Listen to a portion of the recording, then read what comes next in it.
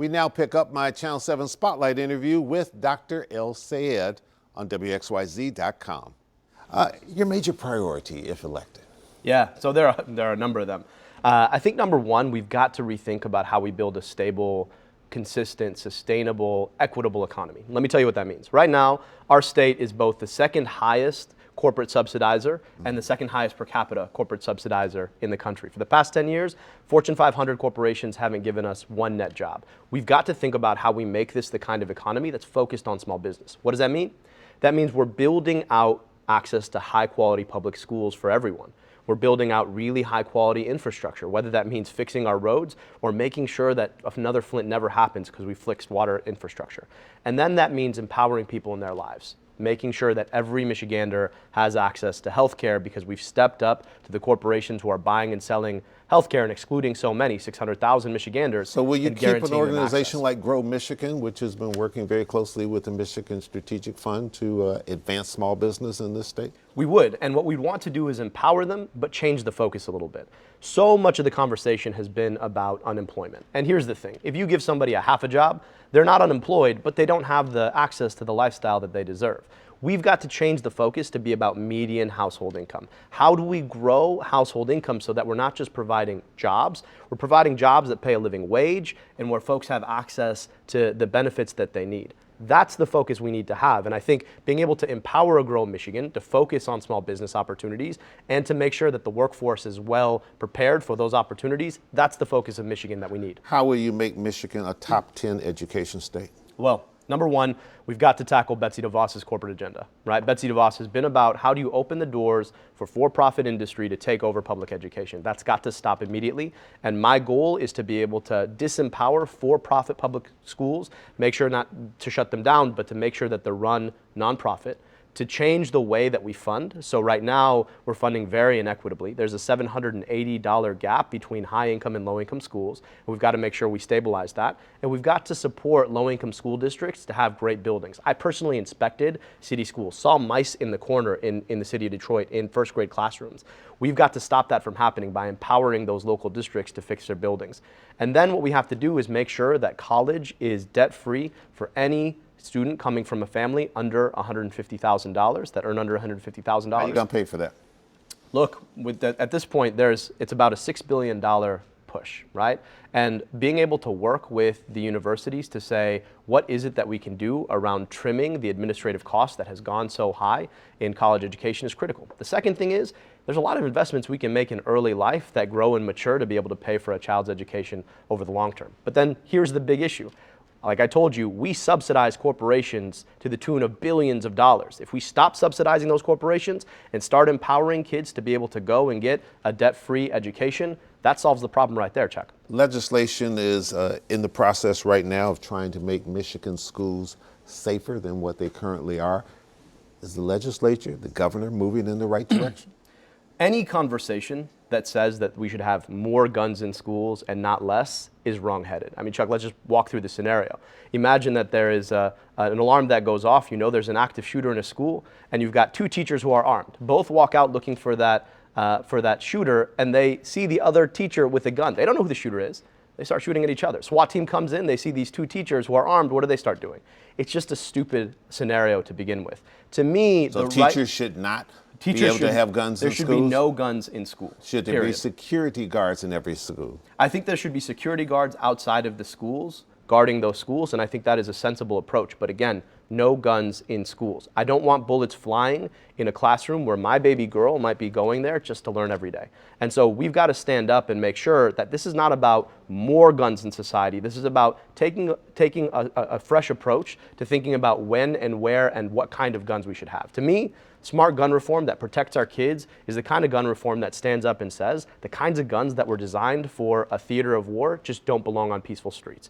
It says that people who have allegations of domestic violence, who we know are most likely to be using a gun to hurt somebody, shouldn't have guns. Law enforcement should be able to go in and take a gun away when somebody has shown themselves incapable of being a responsible gun owner, and there are places where we don't want guns, and that includes schools, that includes bars, that includes places of worship. If we do that as a society and we're thoughtful about empowering responsible, sensible gun ownership, which is what I think the framers of our Constitution intended with the Second Amendment, I think we have a much more safe and secure society for our kids. All right, we need to take one last pause for the cause. Come back. I want to talk to you about the environment a little bit. We'll be right back. Stay with us. If you're a governor, what would your position be on the Enbridge pipeline? We've got to shut down Enbridge Line 5. It makes no sense to be Shut it down permanently. Shut it down permanently. We were allowing a Canadian corporation to play games with our water 15 years past when that pipeline was supposed to be shut down in the first place. And here's the thing, we sit on 21% of the world's fresh water, nearly 85% of America's fresh water. If we don't keep it safe, then we've got a lot of thinking to do. And I want that water safe and secure, not just for my children, but my grandchildren. And we've got a responsibility to act on this. What makes you think that you could deal with the powers that be in the legislature? You've never been a member of the Michigan legislature. You aren't sure how to navigate those sharky waters at times. And there have been governors who have stepped into that position before who did not have that experience and found it to be a much tougher nut to crack than they ever thought. Well, Chuck, I'll say two things. Number one, let's remember that the governor is responsible for a 50,000 person bureaucracy, $56 billion budget. I'm the only candidate for governor on the Democratic side who's ever actually been an executive in government. I know how to build. And I walked in a health department in Detroit that had been shut down when the city was facing bankruptcy and emergency management. I took it from 5 employees and 85 contractors in the back of the building where people pay parking tickets to 220 overall, 5 different campuses. And when I walked in, people said, how are you going to manage the bureaucracy in Detroit? Don't you know nobody can get anything done? And we were able to execute on a strategy of taking down the barriers that kids in our city had to learning and earning. And I found this. 80% of the time, hopefully you can inspire people to believe what's best. You can sit down with somebody and say, wouldn't it be great if our kids had glasses? Wouldn't it be great if people had health care? Wouldn't it be great if we fixed our roads? And maybe you can see them eye to eye. But sometimes you can't. And sometimes you have to find shared wins. We talked a little bit about working with a guy like Mike Duggan, whose values are not mine, but I know we can find some shared wins that will be good for people in the city and be good for the state as a whole. And then sometimes you can't do that. And in those situations, you got to make sure that you've got an opportunity to leverage. And you can say, listen, I know that this is going to be very, very difficult for you if we're able to put some pressure in some right ways. And I'm not beholden to sunshine and lollipops in the ways that we get things done. It's about having a real conversation about how we organize in local communities in those legislative districts. We get folks in those communities speaking up to their legislators and holding them accountable on the fact that sometimes their values aren't the values of the people who live in their districts. If you're able to call them out on the fact that so many of them are bought out by the corporations who've had their way for so long in those communities, you can get a lot of things done. And my hope is that we sit down, we work with legislators, we find shared common ground, we call to our ideals. But if not, then we're going to be in those communities. We're going to be having conversations and organizing local people there and having them have conversations with their legislators that sometimes aren't so fun. Is it the role of government to create and grow jobs, or is that the private sector's job? Look, I believe it's the role of the private sector, but it's also about the bounds in which you do it, right? What government is supposed to do is to be able to create the circumstance where industry can actually move forward and to regulate in situations where there are monopolies. What we found right now is so many corporations have reached over the line and dominated politics that they get to set the standard that basically means that they get business when smaller companies who do the same things don't. And this is the corporate takeover that we've seen of our politics. These corporations can spend $68,000 in my race alone. I don't take that money, my opponents do. And then you can imagine when it's time to pay the piper the kinds of things that they want. So what's happened in our economy right now is that we've had a couple of corporations that get to call the shots. They make sure that government works in their favor, and in so doing, sometimes they can make it harder on small businesses to grow. I think the responsibility of government is to make sure it's an even playing field for everybody. So you're a governor who would support taking trade missions abroad to generate business for this state? I think there are real opportunities to do that, So but do to you do have that a- in sustainable ways. So where's the first place you'd like to go?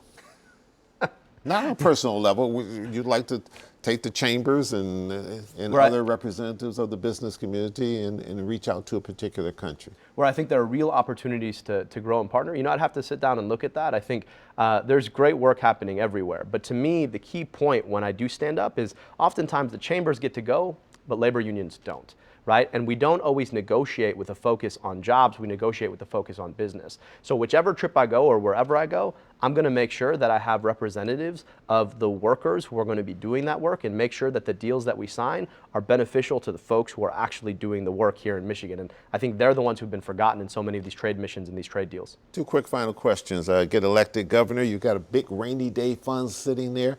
What in the world will you do with it? Number one, we've got to make sure that the people of Flint are whole. 1,400 days it's been, Chuck, and those folks are still suffering. I mean, in fact, we've got a governor right now who turned on the spigot for Nestle, and at the same day, the same week, turned it off for the people of Flint. And we've got to make sure that they're whole. That means we're watching out for their long-term health, long-term educational opportunities, and getting those leaded pipes out of the ground once and for all. They have to be our focus right now. But second, we've got to make sure that we are building sustainably our water infrastructure, because it's not just Flint that we're seeing. 17,000 shutoffs in Detroit, that is a state water infrastructure issue. PFAS in the water in Kent County, state water infrastructure issue.